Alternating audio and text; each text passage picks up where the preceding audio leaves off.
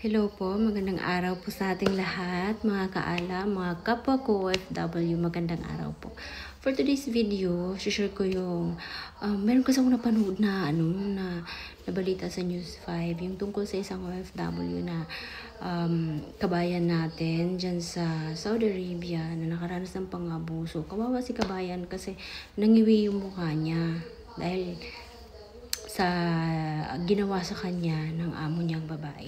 But before that, please pa-subscribe po sa channel kung bago ka pa lang po dito and pa-like na rin sa video na ito. And maraming salamat po.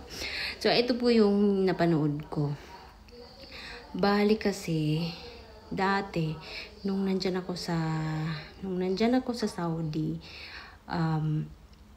nakaranas ako ng very light na subok. Yung minsan kasi yung mga amo ng mga lalaki, susubukan ka talaga. So, yun naranasan ko. Yun sinasabi ng agency, sinasabi ng PIDOS na isumbong agad kay madam. Marami na napahamak dyan. Ikaw mismo na OFW ang makikiramdam. Ito siya. Nagpasaklolo ang Filipino domestic worker sa Saudi Arabia sa malabangungot na karanasan niya sa kamay ng kanyang mga amo. Ginawan daw siya ng kalaswaan ng lalaking employer at tinurukan pa ng kung anong kemikal. At nasa frontline ng balitang yan si Rainiel Pawid Exclusive. Kaawa-awa nga ang sinapit ng kababayan nating Pinay sa Saudi Arabia na si Olive dahil bukod sa kalaswaan na ginawa ng kanyang lalaking amo, tinurukan din siya umano ng di malamang gamot ng asawa nito. Dahilan kung bakit nangiwi na rin ang mukha ng Pinay ngayon. Sa video na eksklusibong nakuha ng News 5, maririnig na ilang beses na kinakatok ng kanyang babaeng employer si Olive. Pakinggan natin ang video na yan. Olive, open the door. Olive, open.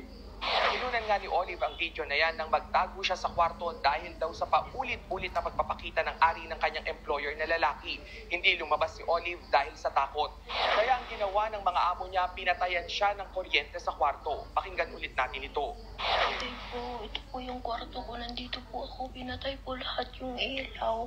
Pinatay po nila yung yung kuryente. Pinatay po ang wifi. Buti na lang po may libreng load ang mobile. Kaya po ako nakapag-record. Buti na lang may number si kabayan. Nakapag-video po. Sana po matulungan niyo po ako dito. Kinuwento naman daw ni Olive sa babaeng employer ang ginawang kalaswaan Ito yung ng mister sinasabi nito, pero ko. siya pa ang minasama. Inutusan daw siya Ganun ng talaga. walang humpay hanggang sa makaramdam siya ng pananakit sa tenga. Dito na siya tinurukan ng babae ng di malamang gamot sa braso. Unti-unting namanhid ang kalahati ng kanyang katawan at nangiwi na ang muka. Sa larawan ni Olive bago siya turukan, makikita ang malaking pagbabago sa kanyang itsura. Nakatawag kalaunan sa kanyang agency sa Saudi si Olive at nasagip na siya nitong Lunes ng gabi. Pero nangihina na siya at Last week sumusuka lang. ng dugo. Naiimbestigahan naman na ng OWA at ng Department of Migrant Workers ang insidente para mapanagot ang mga amo ni Olive. Ito real talk. Yung sinasabi ng agency, ina-advise ng agency ng PIDOS na isumbong sa among babae. Tama naman yun. Pero minsan hindi siya ma-advise para sa lahat. Marami nang napahamak dyan sa kakasumbong sa amo na babae. So bale, share ko yung experience ko. Nung time na nandyan ako sa Saudi, dumating ako December 15, 2017. Tapos, okay naman. Pero susubukin ka talaga. Mayroong mga amo na mga lalaki na susubok talaga. Susubukan ka kung bibigay ka. Pag na-experience ko to noong pagka 2018 na ng May. So, bali, magpa 5 months na ako sa kanila. So, ang nangyari nun ay naglilinis ako. Naglilinis ako ng lababo. Tapos, yung nasa nanay niya kasi ako nag-aalaga ng matanda. Tapos, yung alaga ko nasa kwarto. Tapos ako naglilinis. Pag naglilinis ako ng lababo, naalala ko, niyakap ako bigla sa likod. As in, talagang yakap, mahigpit. Sumigaw ako niyan. Tapos, pati siya nagulat. Kasi sumigaw ako No? Tapos, pagkatapos noon, pumasok ako sa kwarto. Tiningnan ko talaga siya ng masama. Tiningnan as in masama talaga. Pumasok ako sa kwarto kung nasa ng nanay niya. Tapos narinig ko nung lumabas na siya, saka na ako naglinis ulit. Ngayon ganito yung nangyari. Inisip ko talaga, pinag-isipan ko ng maraming beses. Nandun ka sa pagka naranasan mo yan, magpapanik ka, yung galit mo, yung emosyon mo, halo-halo na, takot, galit, yung mga ganun. Tapos para kang, hindi mo minsan, ano bang gagawin ko? Ang una mo talaga maiisip, yung advice sa'yo na isumbong sa among babae. So, real talk, ganito yun. Pinag-isipan ko talaga siya ng maraming beses. Inisip ko, magsusumbong ako sa amo ko, sa asawa niya. Magsusumbong ako sa asawa niya. Isilosa yung asawa niya. O, diba? Silosa yung asawa niya. Mamaya, pag nagsumbong ako, katulad nito, mapapasama ka kasi pag-iisipan ka na ng masama. Mag-overthink na kasi si amo na babae.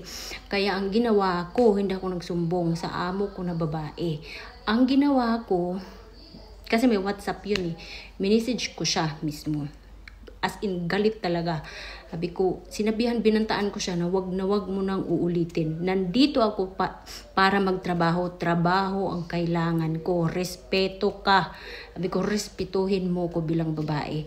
Pagka inulit mo pa to, mapapahiya ka. Dahil didiretso ako sa Philippine Consulate sa Polo. Tapos yung sabi ko, yung mama ko papupuntahin ko sa office mismo sa Pilipinas. Kasi 5 months na eh. Pag 5 months kasi mga advices sa akin, sabi nila sa akin, "Taku, hindi ka na papansinin ng agency kasi ganito, ganyan, ganun." Lagpas 3 months na. Kaya yun ang ginawa ko. Nung time na yun, sinabi ko sa mama ko, sabi ko, "Handa mo yung passport ko, yung kontrata ko at yung aking OAC. Pag ito na ulit pa," kasi ni-screenshot ko rin yung conversation sa WhatsApp. Kasi yun lang naman ang magiging pruweba ko. Kwento ko at yun lang magiging pruweba ko. Kasi hindi mo naman makukunan ng video yung mga yun eh. Yung mga ganong pangyayari, basta-basta hindi mo makukunan ng video. Yung ginawa ko, sinabihan ko yung amo ko, wag mo nang ulitin. Pag oras na inulit mo to, mapapahiya ka talaga. Dahil, sabi ko, yung mama ko, didiretso doon sa office sa Pilipinas. At tatawag ako sa Polo dito sa Jeddah. At pasalamat naman ako at hindi na naulit. Hindi na naulit kasi minsan may gusto siyang iabot sa kanya. Minsan nanghahawak ng kamay. Tinitingnan ko siya ng masama. Ako na mismo umiiwas din sa kanya. Isa pa, ako na mismo umiiwas sa kanya. Kunyari, nandun ako sa kusina, bigla siyang papasok, tapos kaming dalawa lang, lalabas talaga ako niyan. Iniiwasan ko na siya. Umabot sa ganung point. Pero, alhamdulillah, katagalan, pagka ikaw kasi mismo yung magbibigay ng actions na mga ganyan, tumagal ako sa kanila. Umabot ako ng 7 years and 2 months. Kasi, irerespeto ka nila. Kung ikaw mismo sa sarili mo respeto ka nila. Kaya hindi ko talaga minsan yung sinasabi sumbong sa among babae, Diyos ko, marami na napahamak dyan. Kasi yung mga babae yan eh, ilagay natin yung sarili natin sa kanila, mag-overthink, magsiselos. Yan na. Pag nagselos na yan, hindi na nila makontrol yan. Kung ano-ano na lang maiisip dahil sa galit nila. Kasi asawa nila, doon pa rin yan sila kakampi. Diyos ko, mababaliktad ka. Karamihan talaga na pabaliktad. Yun talaga yung problema dyan. Karamihan na babaliktad. Buti na lang si kabayan, no? Na-rescue na siya. Ito lesson, no, sa lahat. Bago talaga tayo gumawa ng actions natin, pag-isipan muna natin. Tayo mismo sa sarili natin, mas kilala natin sila kasi nakakasama natin sila sa bahay. Kung yung amo mong babae sa tingin mo silosa, dumiretso ka na humingi ng tulong. Yung mga ganyan kasing mga amo na lalaki, mayroon talaga yung mga yan. Kasi yung mga iba, hindi naman din natin kasi may mga Pinay, di naman talaga gumagawa ng kalukuhan. Pero, magpapanik ka talaga kung ikaw mismo maranasan mo. Magpapanik ka talaga. Yung galit mo, yung takot mo, magmimix na. Buti na lang si kabayan, na-rescue naman na siya. Kaya lang, yun na nga. Nangyari na.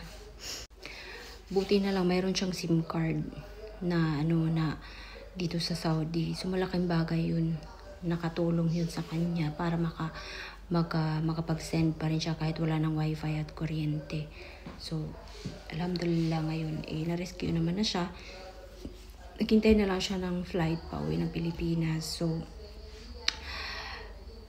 mahirap talaga pag ang trabaho mo na sa bahay, tapos makatagpo ka ng ganyang klaseng mga amo. Kaya mga kabayan, mag-iingat po tayo dito. And then, huwag tayong magpapadala sa emotions natin, yung takot, yung panic. Huwag, mas maganda pa rin na isipin natin yung kung ano yung sa tingin natin na mas safe tayo. Kasi ako, kung nung time na yun, isip ko, Diyos ko po Lord, kung magsumbong ako sa amo ko, asawa nito, silusa ang asawa. Diyos ko, inisip ko, mababaliktad siguro ako nito. Bago pa lang ako noon 5 months. Isip ko, di kaya ako mabaliktad nito kasi syempre, kwento ko lang yun wala namang pruweba o ano. Kwento ko lang, kung makikinig lang sila pag silusa. Karamihan talaga ng mga babae dito silusa. Meron din namang iba na mga open-minded, yung iintindihin ka. Kasi syempre, babae ka rin katulad nila. Pero karamihan talaga pag sisilusan ka, mababaliktad ka. Kasi syempre, si lalaki magpapaliwanag sa asawa. Asawa yun Diba? So, yun. Ay, nako. Naalala ko lang yung naranasan ko kaya na parang napashare ako.